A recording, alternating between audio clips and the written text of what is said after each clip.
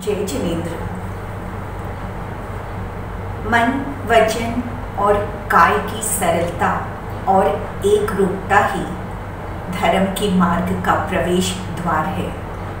इसके विपरीत जब हम अपने जीवन की ओर झांकते हैं तो हमें दिखाई देता है कि हर समय हमारे मन में कुछ चलता है, हम वचन से कुछ और कह जाते हैं और कार्य कुछ और कर जाते हैं। कभी कभी कहे हुए वचनों को ढकने का प्रयास करते हैं तो किए गए कार्यों को छिपाने का प्रयास करते हैं। शास्त्र में इन सब बातों के लिए छल, कपट या मायाचार जैसे शब्दों का प्रयोग किया गया है, किंतु हम हमारे दैनिक जीवन में इन सब बातों के इतने अभ्यस्त हो गए हैं कि हमें ये पाप स्वरूप जान ही नहीं पड़ते। ज्ञानी जन कहते हैं कि अगर हम दूसरों को ठगते हैं तो उससे पहले हम स्वयं को ठगते हैं। एक किस्सा मुझे याद आ रहा है। एक गांव का आदमी था, पहली बार मुंबई आया और उसने बड़ी बड़ी इमारतों को देखा। एक इमारत के नीचे खड़ा होकर वह खुले मुंह से गर्दन ऊंची करके उस इमारत को निहारने लगा। इतने में ही एक पुलिस का व्यक्ति उसके करीब आया और उसने पूछा, कितने माले तक देख लिए तुमने? उसने घबराते हुए कहा, बस 10 मंजिल देखी है। तो निकालो 10 रुपए के हिसाब से 100 रुपए। और उसने अपने जेब से 100 रुपए पुलिस को देकर जल्दी जल्दी अपने घर की ओर निकल पड़ा। बड़ी प्रसन्नता से उसने घर पहुंचकर अपने दोस्त को कहा कि आज मैं बहुत प्रसन्न हूँ, मैंने तो पहले ही दिन मुंबई आकर पुलिस को ठग लिया। दोस्त ने पूछा, वो कैसे? तो उसने कहा, मैंने 25 मंजिलें देख ली थी, लेकिन 10 मंजिल बताकर और 100 रुपए पुलिस के हाथ में थमाकर मैं घर की ओर निकल पड़ा। उसके दोस्त ने कहा, तुम्हें लग रहा है तुमने पुलिस को ठगा है, लेकिन तुम स्वयं ठगे गए हो। क्या कभी कोई इमारतों को देखने का कहीं पैसा लगता है?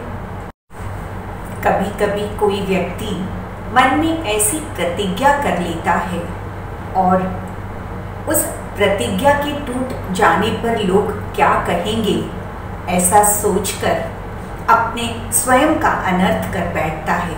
जैसे जिनदत्त सेठ ने अपने प्राणों तक को गंवा दिया था। एक गांव में एक सेठ और सेठानी रहते थे।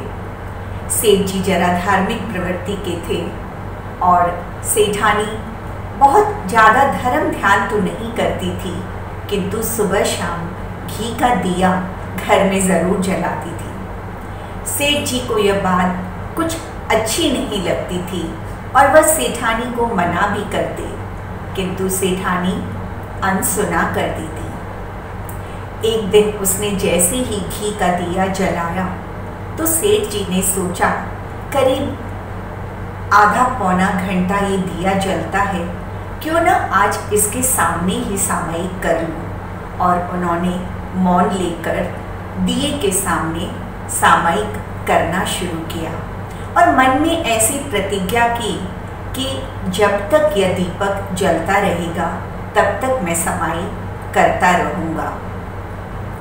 आधे पौने घंटे बाद सेठानी ने देखा, आज सेठ जी दीपक के सामने सामयिक कर रहे हैं। उसे बहुत प्रसन्नता हुई और उसने देखा दीपक का घी कुछ कम हो गया है, तो उसने अंदर से घी लाकर दिए में घी डाल दिया।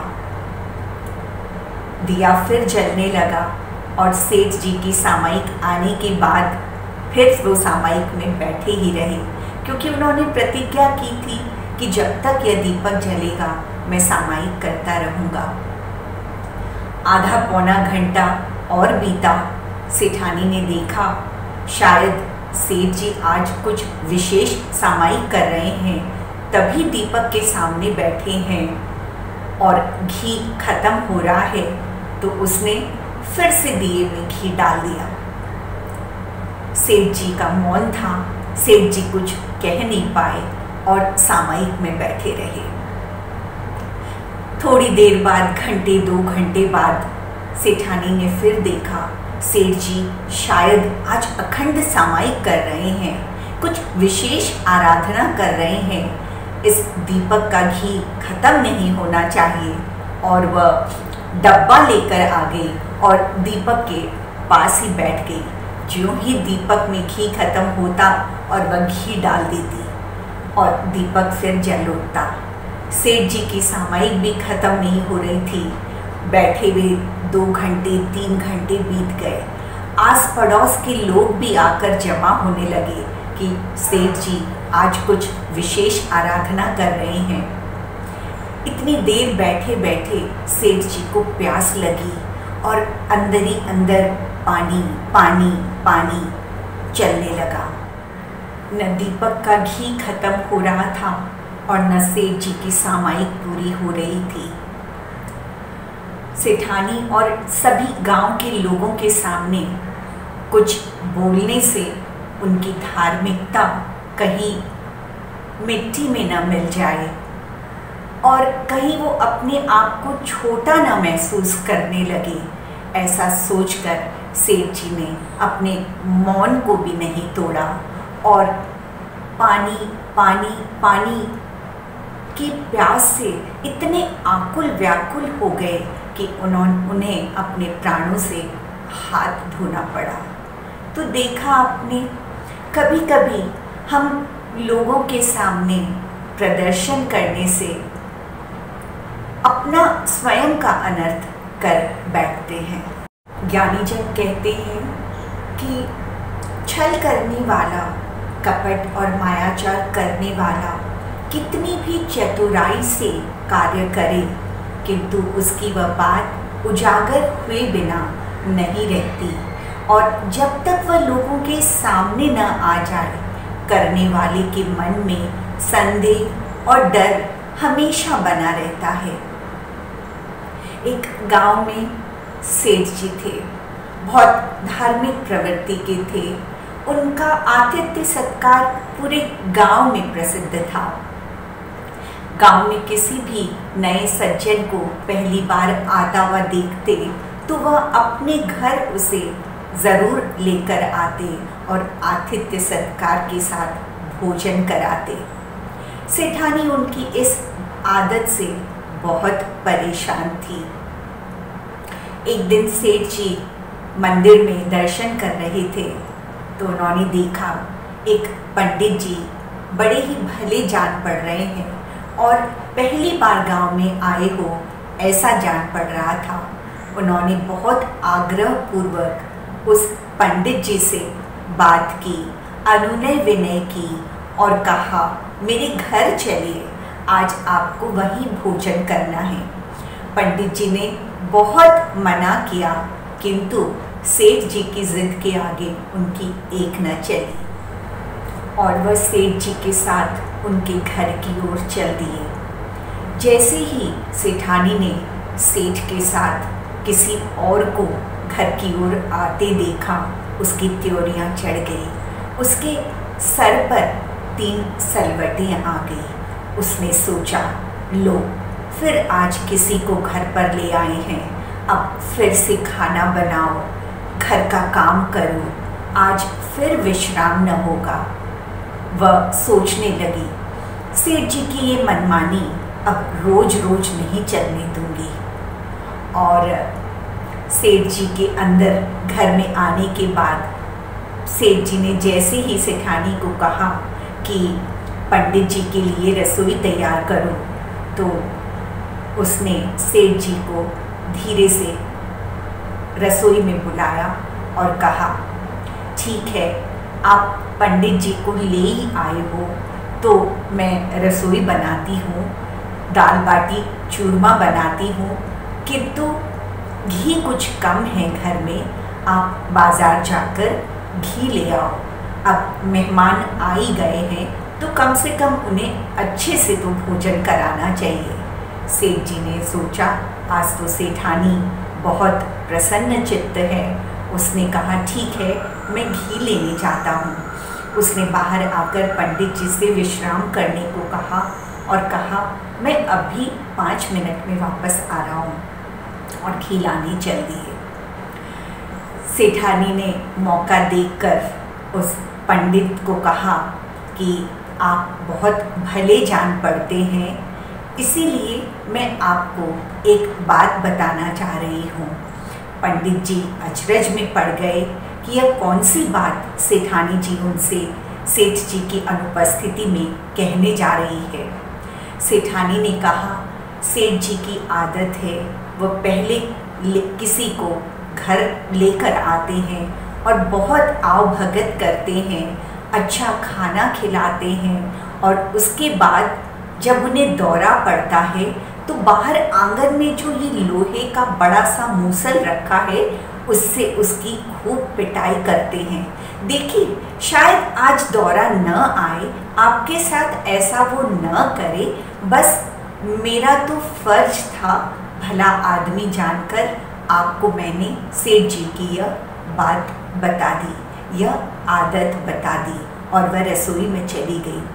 बेचारे पंडित जी क्या करूं क्या न करूं, और उन्होंने झटपट अपना थैला उठाया और दरवाजे की ओर रुक कर भागते हुए नजर आए।